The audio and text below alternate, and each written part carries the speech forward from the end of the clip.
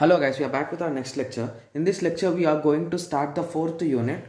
So let us continue with introduction to backtracking. So in this lecture we'll be discussing about backtracking guys. So in this unit we'll be covering backtracking, its a few algorithms and branch and bound and few algorithms. Okay, so in this lecture we will be starting with backtracking. So basically what is the need of backtracking now? So basically previously we discussed about divide and conquer.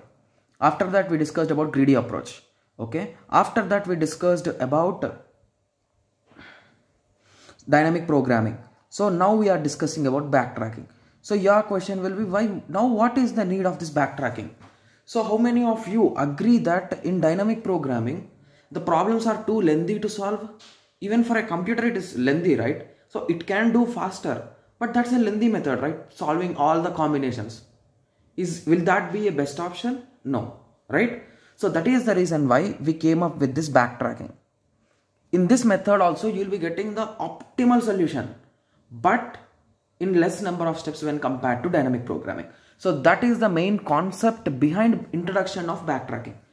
Okay, so in backtracking, the things that I'll be saying 2 to 3 points guys. If you remember that, you can write theory as much as you want. Okay, so in backtracking, while you entered into a particular path, if you think that path will not give you the optimal solution, you will just stop there itself. You will not continue further and waste your time. So that is the main advantage of backtracking. And also, if there are any partial solutions, like there could be a chance, if there is a word chance, like there could be a chance or there could be, then it will just avoid that path. It will not even touch that path. Basically, it wants the best solution. So that is the main goal of backtracking. If in that path it is going, if there is no chance, it will come back and backtrack back to the new path. So that is why it is called as backtracking. Okay, so now let us go through the theoretical points about backtracking. So in case of greedy and dynamic programming technique, we are using brute force mechanism. So now your question will be, what is brute forcing? So it means we will evaluate all possible solutions. Please be clear. All possible solutions, among which we select one solution as an optimal, either the maximum or the minimum, in case of greedy approach guys. Even in dynamic programming also we are doing the same concept. We are checking for all possible solutions, right? So basically in a greedy approach you will not go for all possible solutions. You will be going in local minimas and locally you will be checking. Whereas in dynamic programming you will be checking all possible solutions guys. That is the reason why the solutions are a bit lengthy when compared to any other method. Okay. Okay, so let us continue. So basically what is backtracking? So backtracking also uses brute force approach, but here we will get the same optimal solution with less number of steps. So this is the main point. Hence its efficiency is greater than, or it is higher than greedy and dynamic. Okay. So in this we will use bounded function. So basically we will be adding some kind of constraints so that we are following our requirement.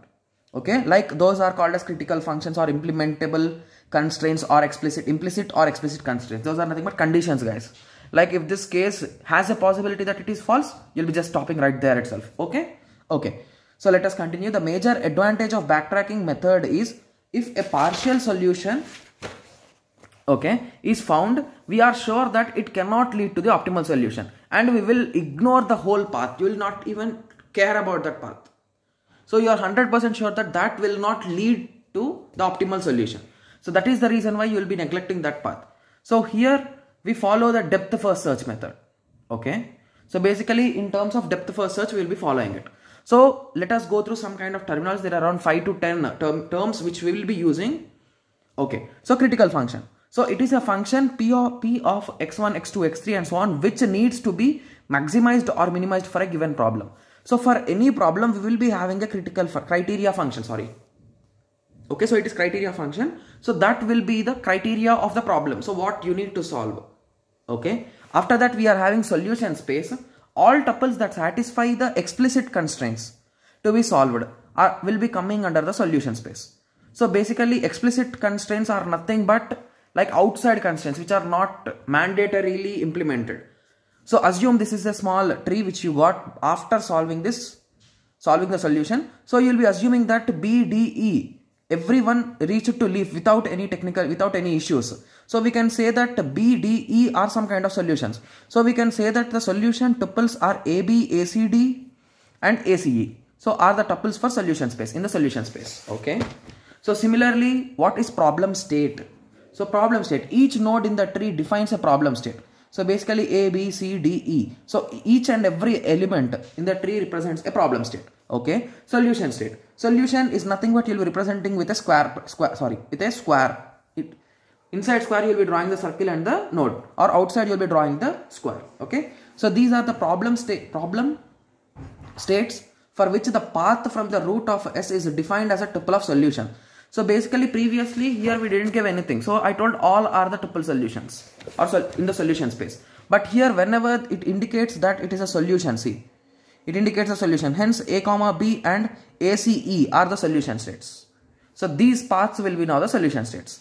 Okay. State space tree. So basically these trees which I have drawn here, these are called as state space trees. You'll be understanding the word clearly, guys, once we are drawing for a particular problem like knapsack. I think we will be doing for knapsack, and we are having 2-3 problems for which we will be applying this. So don't worry, even for 7 in queen problems, n queen problems and all. Okay. So state space tree. So if we represent a solution space in the form of a tree, then the tree is referred to be as a state space tree. So it will be representing in form of a tree. If you want a small example, it will look in this way, guys. So it will look in this way. Based on the inputs, it will be flowing. Whenever there is any kind of issue, you will be just crossing it off and you will not continue below. Okay. So let us continue with the answer states.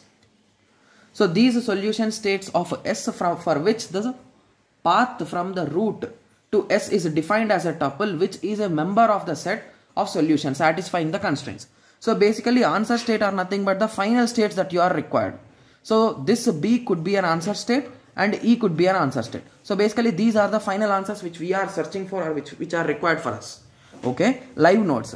Live nodes are nothing but all those nodes which have not yet generated their children. Okay. So basically here if you assume A is a live node because it has not generated anything. Here A has generated 2 things, C has generated 2. So basically B, D, E are live nodes because they can generate something, right? Okay. So similarly E node. E node is nothing but which is generated currently. So basically if you assume here initially the graph or the state space tree is like this.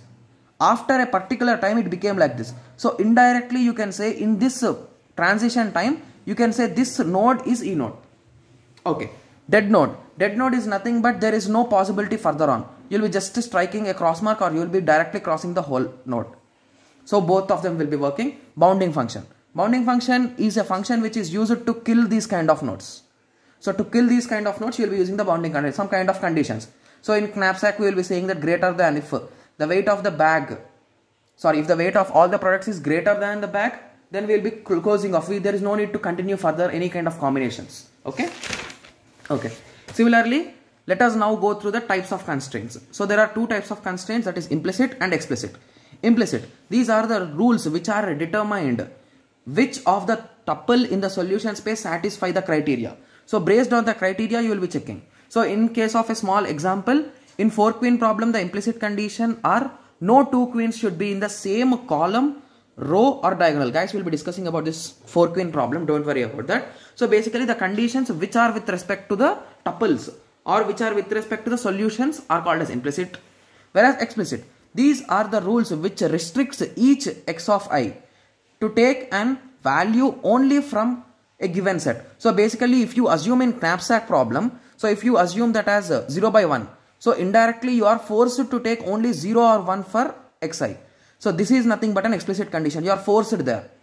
So I hope everyone got a clear idea. So in this lecture we have discussed the constraints and some kind of terminology, and we introduced about backtracking. Okay, so I hope it is clear for you. So in the next lecture we will be solving and we will be understanding what is n queen problem, and we will be solving a problem and we will be writing an algorithm for it. So let us meet in the next tutorial. Thank you. Thanks for watching.